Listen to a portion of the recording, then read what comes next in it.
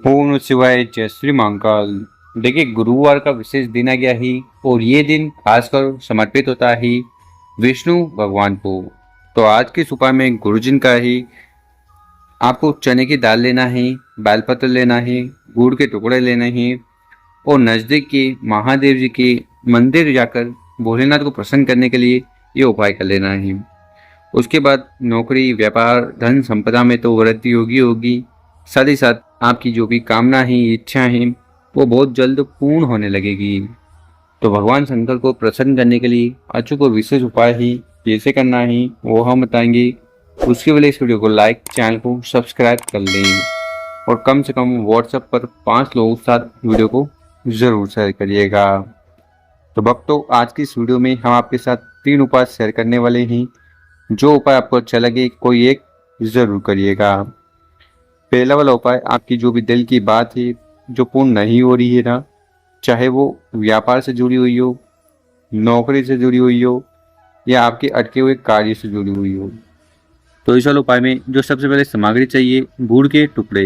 1-2 छोटे वाले गुड़ के टुकड़े ले लीजिएगा। इसी के साथ आपको बेलपत्र की आवश्यकता होने वाली है। तो एक पूर्ण बेलपत्र लेना है जो टूटा फूटा खंडित ना हो। बेलपत्र ले लिया।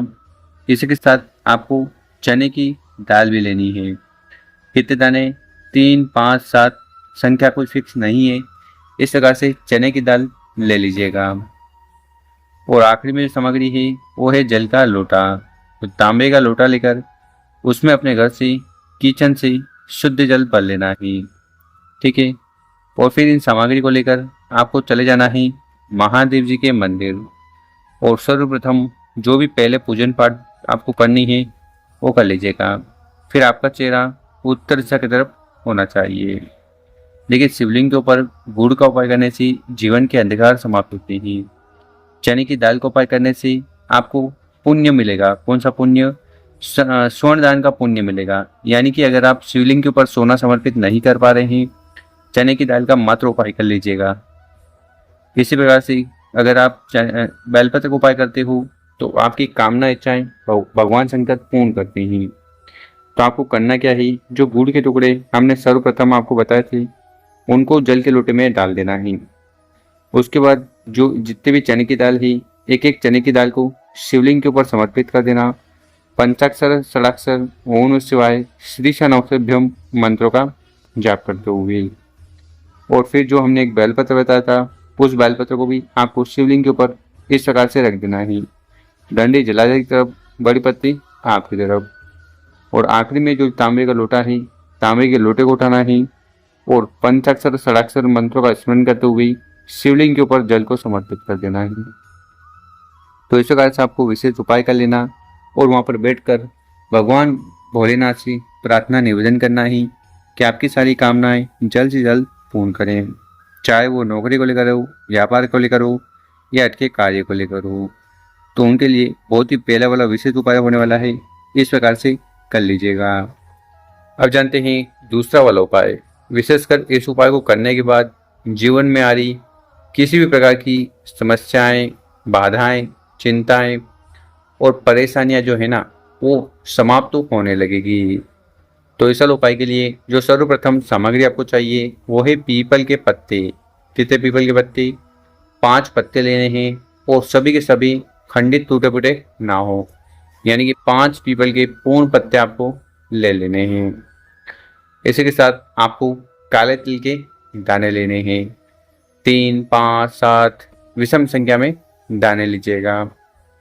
साथ ही साथ आपको हल्दी की गांठ लेनी है इस प्रकार से। ठीक है। जो पूर्ण हो, खंडित, टूटी फूटी ना हो।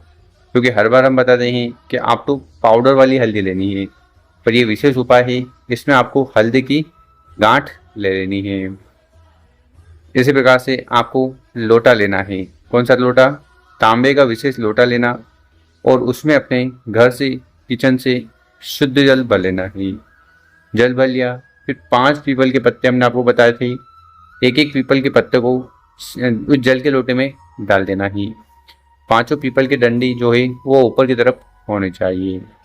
पीपल के पत्ते समर्पित कर दिए। फिर आगे जो हमने सामग्री बताई है, काले तिल और हल्दी की गांठ, ठीक है। तो उन सामग्री को आपको अपने घर से ही इस जल के लोटे में सम्मिलित कर लेना ही, मिला लेना ही। तो यहाँ पर आपका जल का लोटा तैयार हो जाएगा।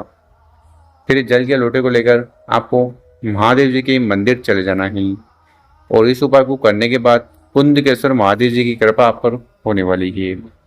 तो करिएगा क्या, तांबे के लोटे को उठाना है, ओम नमः शिवाय, श्री नमस्तुभ्यम, इन मंत्रों का विशेष जाप करते हुए शिवलिंग के ऊपर जल चढ़ा देना है। जल चढ़ाओगे, बहता हुआ नीचे आएगा, उसको रोककर कंठ, मस्तक और नैनों पे लगा लेना है। और और साथ ही साथ आपको क्या करना है, हमने आपको 5 पीपल के पत्ते बताए थे, उनको उठाना है और उनसे अपने ऊपर जल का छिड़काव करना है, कुंदकेश्वर महादेव जी का स्मरण करते हुए। इस विशेष उपाय को करने के बाद जीवन में आ रही हर प्रकार की समस्याएं, बाधाएं, चिंताएं, यानी कि और बीमारियां भी जो भी है वो भी खत्म होने लगेगी। तो बहुत ही विशेष उपाय है, इस प्रकार से दूसरा वाला उपाय कर लीजिएगा। अब जानते हैं तीसरा वाला उपाय, जो कि कामना पूर्ति के लिए है, अटके हुए कार्य को बनाने के लिए है। तो इस वाले उपाय में जो सबसे पहले एक सामग्री चाहिए वो है चावल। कितने दाने, एक पूर्ण दाना चावल का लीजिएगा, जो कहीं से भी टूटा फूटा ना हो। साथ ही साथ आपको गुड़ के टुकड़े लेने हैं, 1-2 छोटे वाले टुकड़े। और क्या लेना है, आपको मूंग का दाना लेना है, एक हरा मूंग का पूर्ण दाना लीजिएगा। और आखिरी में सामग्री है वो है लोटा। तांबे का लोटा लेकर उसमें अपने घर से, किचन से शुद्ध जल भर लेना ही, क्योंकि गुरु जी कहते हैं 1 लोटा जल हर समस्या का हल।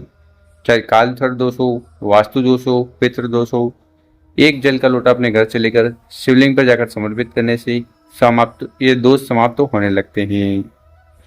तो इस प्रकार से इन सभी सामग्री को लेकर आपको नजदीक के मंदिर चले जाना है, और जो भी पूजन पाठ वगैरह पहले आपको करनी है वो कर लीजिएगा।